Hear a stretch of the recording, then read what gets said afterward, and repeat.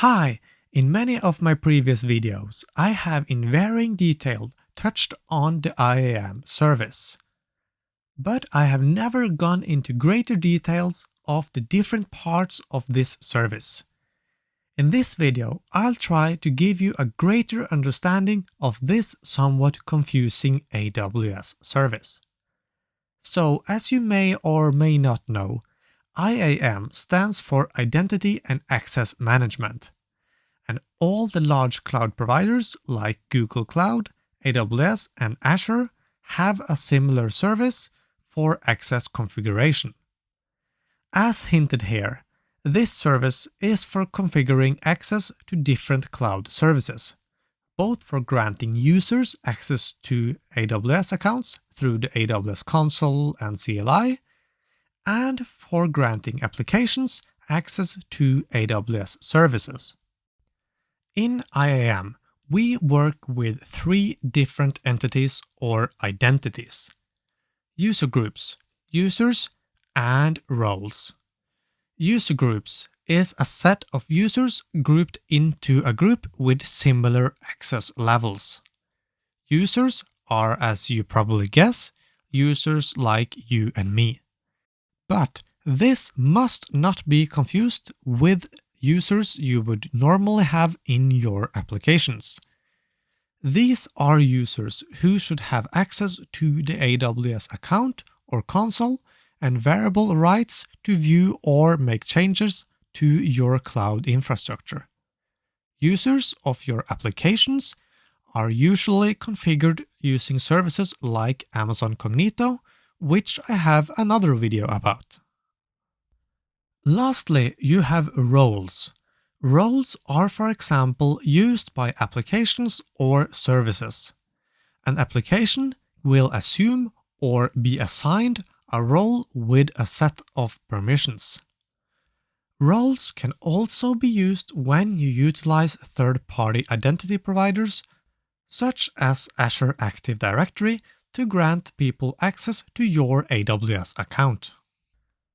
Regarding access, in IAM, we use something called IAM Policies to define what access a user group, user, or role should have. In an IAM policy, we define what service you should have access to, along with what actions you are allowed to perform within that service or even that exact resource. These IAM policies are written as JSON objects and can look something like this. Here I have granted access to the SQS service, more specifically, given access to perform the send message action on a specific SQS queue. To learn more about SQS, I recommend watching my video on that topic linked below. An IAM policy consists of two keys: version, which is optional, and statement. Version just tells you what syntax version this is, so if there should be an update to how IAM policies are defined, then it's easier to understand what version of the policy syntax this policy is intended for. Statement is a list of one or more statement objects that define access. A statement object consists of four keys. First is the optional SID key, which is just the name you define for that statement.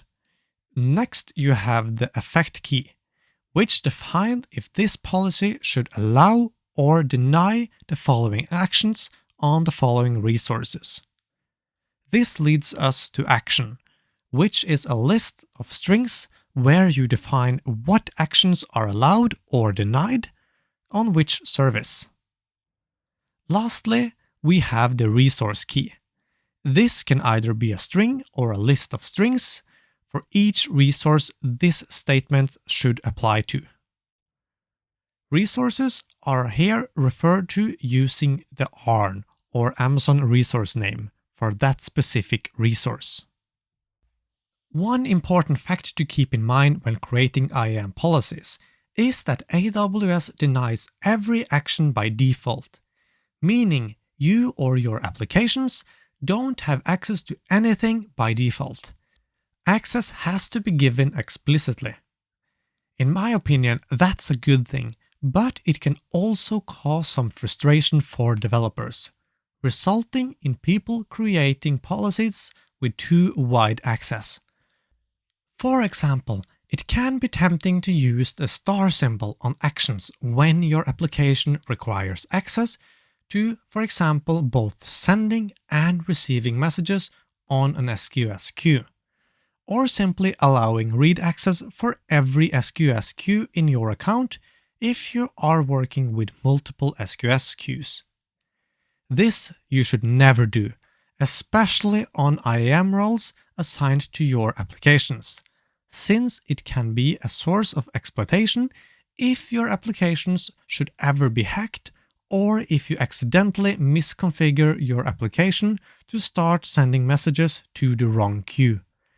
Then it would be really nice if your policy didn't allow you to make that mistake. This is also a good time to mention that you can write an IAM policy which explicitly denies access to certain or all actions on certain or all resources. It will overrule any policy you write to allow access. This is simply achieved by changing the effect key from allow to deny in your IAM policy. Another useful feature when creating IAM policy is that you can use conditional statements, like for example this one. This one applies only if your AWS username is John Doe. These conditional statements can be pretty much anything. It can be based on the prefix of an S3 bucket name, the role of an employee, or whatever. I'll provide a link in the description if you want to read more about this. To help you not write IAM policies with too wide access, you can also make use of something called permission boundary. You can require all your new IAM roles or users to have a predefined permission boundary attached to it. This will make sure that even if you attach an IAM policy with too wide access, this role or user will not be able to perform the operations allowed by the IAM policy. The permission boundary will overrule it. To read more about permission boundaries, view the link below to the AWS documentation. Before we continue, if you like my videos and want to learn more about serverless and AWS, remember to subscribe to my channel and smash that bell icon so you don't miss any future videos. There are also some limitations to keep in mind when it comes to IAM policies. There are a limit as to how many policies you can have assigned to a user group, user, or role. It's also a limitation as to how large a policy can be. If you are of the impatient type like me, it can also be good to know that IAM is eventually consistent, meaning if you make changes, they may not take into effect immediately. IAM is a multi-region service, meaning the configuration is replicated among multiple regions to ensure high availability. In other words, it takes some time for the changes to be propagated to all regions. In my experience though, we are usually talking about a few seconds. If you already have a single sign-on solution, like Azure Active Directory, I would suggest looking into the new AWS IAM Identity Center.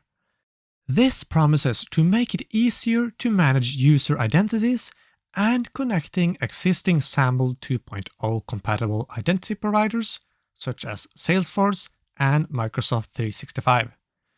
Also, it makes it easier to manage access to multiple AWS accounts in your AWS organization. I'll provide a link to that as well. Now that we have learned the most basic about IAM identities and policies, it's time to go into the AWS console. Just to give you an understanding of where things are located in the IAM console, this is the IAM dashboard. Here you can get an overview of the IAM resources in your AWS account. On the left-hand side is the access management and the access reports. We are now going to focus on access management, where you can manage user groups, users, roles, policies, etc. In today's demo, we are going to create our own policy and attach it to an IAM role.